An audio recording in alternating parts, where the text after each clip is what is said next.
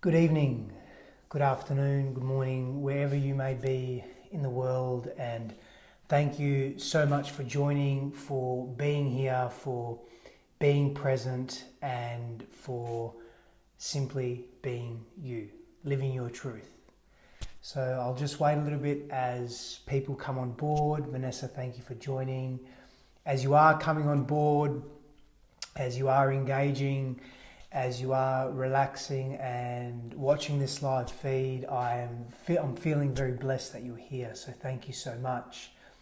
And as we're going through this, we're really taking a new approach, a different approach on goal setting, but taking it from a very, very different perspective.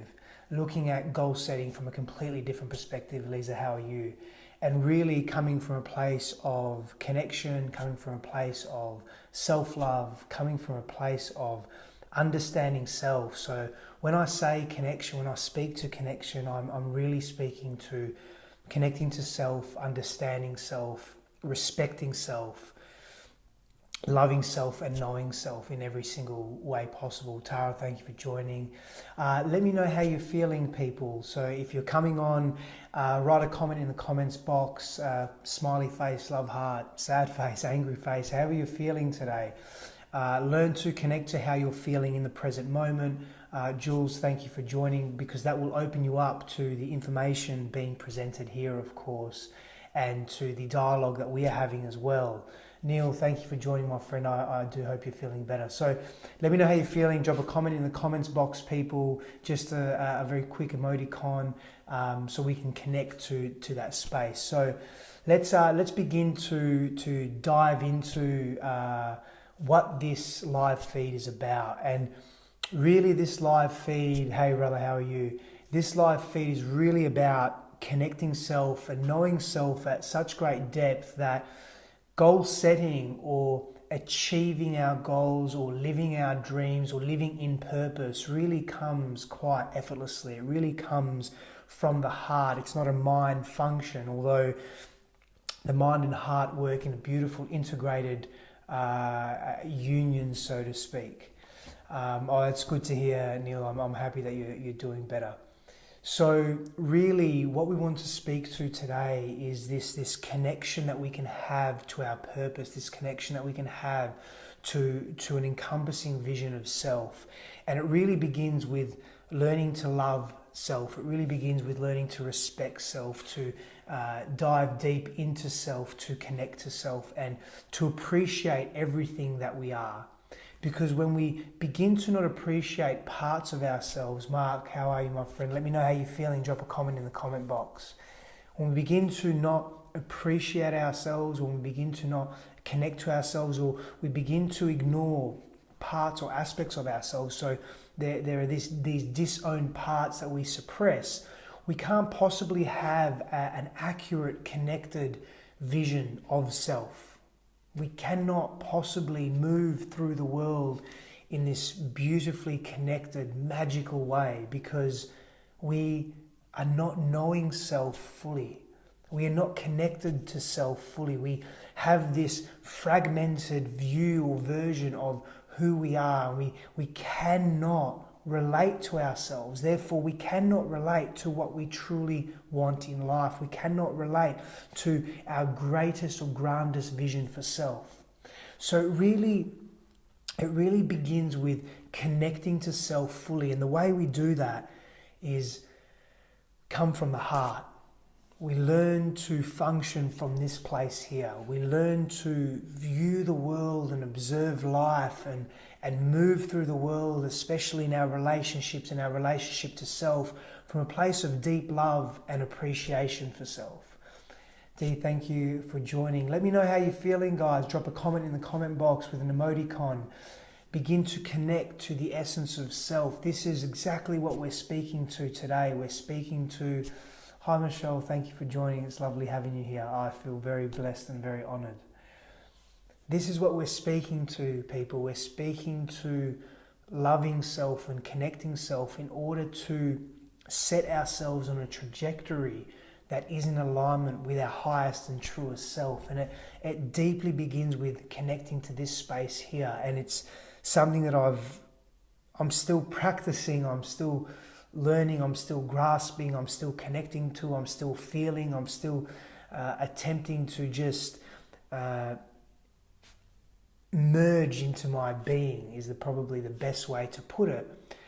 But if we don't pay attention to this area, we will always be missing the mark in how we live our lives. We'll be more than likely living in this fragmented, broken manner that doesn't deeply serve us. Marcus, how are you? Thank you for joining. Let me know how you're feeling, my man. Drop an emoticon in the comments box, and I hope you are very well.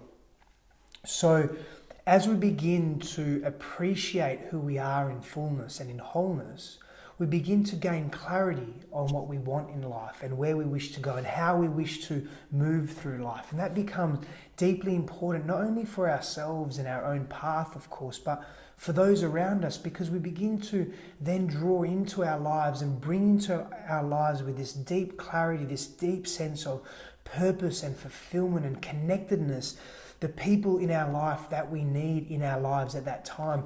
But more importantly, because we are truthful with who we are. Tilla, how are you? Thank you for joining. Because we are honest with who we are, and because we actually care about every aspect of self, there's this deep process of self-love that takes place almost every moment of every day, this deep appreciation for self, this oneness that occurs within self.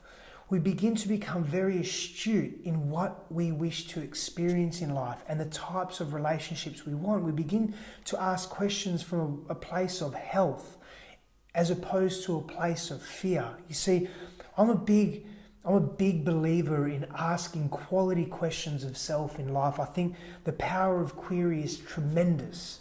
It is tremendous for our being and our growth and our expansion. It allows us to live so openly and so fully in life. Graham, thank you for joining. Let me know how you're feeling, my friend. Pop a comment in the comment box. And for anyone that's in the space of wanting to connect to self and wanting to really feel the fullness of self, when we allow these experiences being the diversity of experience in life, to move through us, it's a liberated feeling. It's very difficult to explain in words and in language, but if I go back to the power of query for a moment, query in and of itself is a tremendous tool for connecting to self and feeling self in the present moment and feeling into the body and coming from a place of heart. It's not just a mental or a cognitive process. But if we're asking deep questions of self, when we're coming from a disconnected or fragmented place, when we're coming from a place of brokenness or fear or constriction, those questions won't serve us. They'll only harm us. They'll only take us down a path that causes us disarray within, almost this confusion. So when we're asking deep questions of self and where we wish to go in life, it's so important that we are able to connect to self first, and we do that by observing the inner state of ourselves. We do that by loving self fully. We do that through processes of self-care.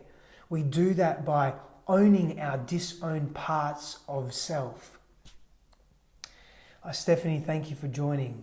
Really appreciate it. It's Graham, it's good to see you too, and I'm glad you're feeling very well tonight. So when we then speak to, hey Stephanie, how are you? Wonderful to see you, long time no see.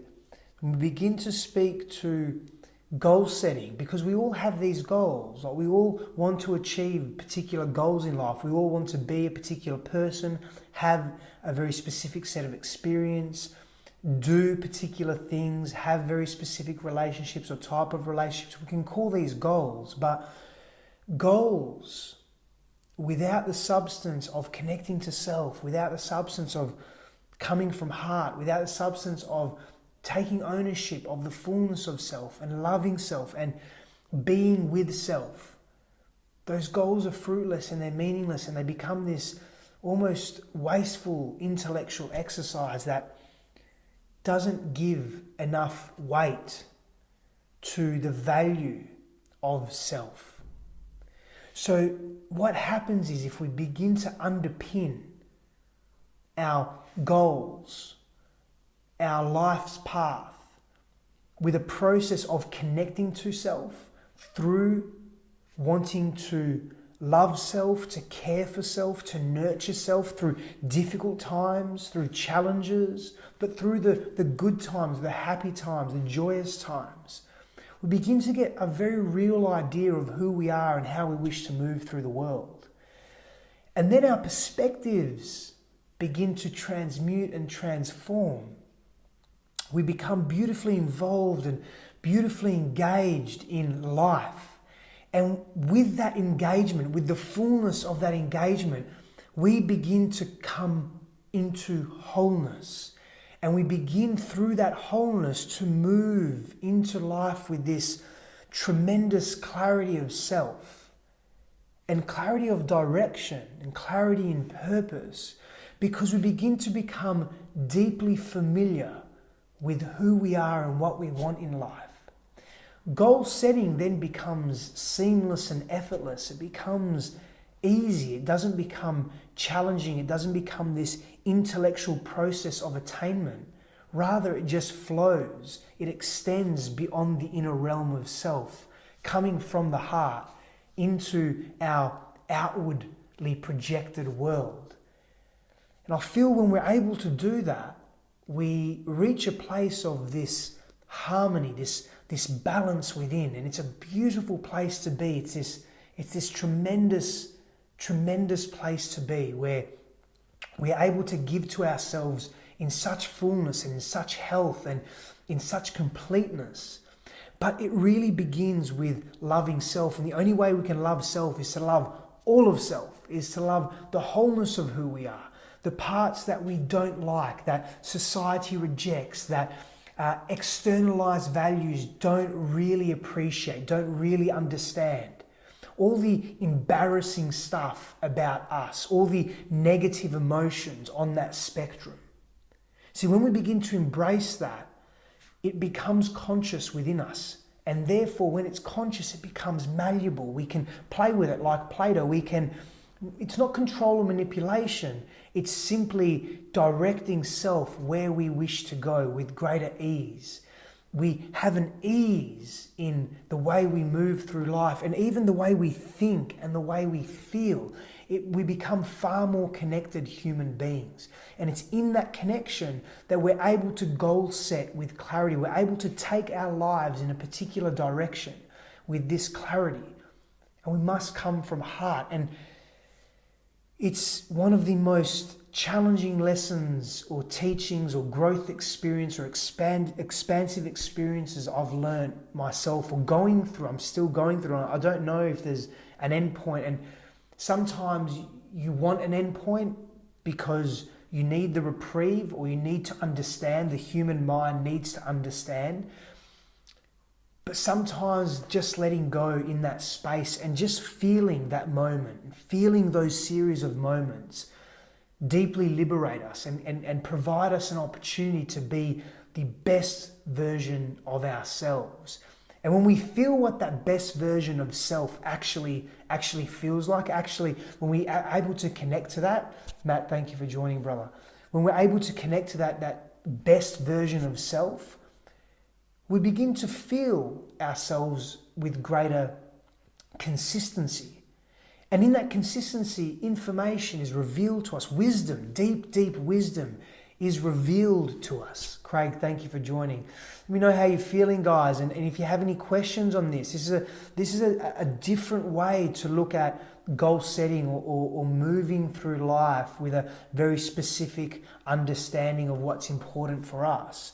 I have almost, it's like a master's thesis on goal setting, with goal setting templates and so forth.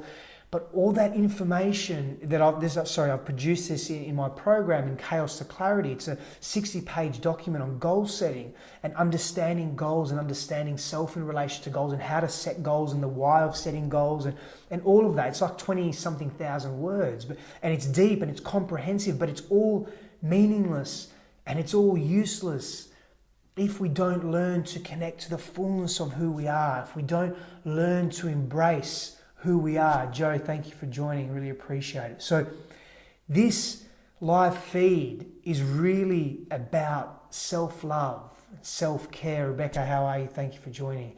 It's really about connecting to self in full. And when we are able to connect to self in full, life opens up for us. When we were once confused or not connected to self, we feel this connection to everything around us. Our relationships are enhanced. The way we communicate is improved. We are able to communicate with greater clarity and efficacy. We come from a place of love because we come from a place of self-love and self-care ourselves. We begin to evolve the nature, the fullness of our being. And this becomes deeply inspiring, not only for our own journey, but for the journey of others, for those that are in our lives, that are observing us, that are becoming inspired by this deep connection that we are cultivating to self. And it really does transform the dynamic and the essence of our communication with self as well. That sometimes self-absorbed, ego self, it just diminishes a little bit. The light dies down and we are able to see with greater clarity. And the ego self's not bad. It's not bad at all. But the place that where it comes from is a place of self-preservation. And generally that self-preservation is undertones or foundations of fear that come with that. So we're coming from this place of fear constantly. So we're coming from fear, we're constricted by nature, we're not expressing or able to observe the fullness of self. We've got these thick glasses on, these lenses on. So to remove those lenses, we come from love, and to come from love, we begin to take ownership for everything that we are. We begin to appreciate the fullness and the wholeness of self. That in and of itself is so deeply empowering. So when we ask ourselves, well, how do we love self? How do we care about self? And the answer is not always easy, and it can become quite deeply challenging.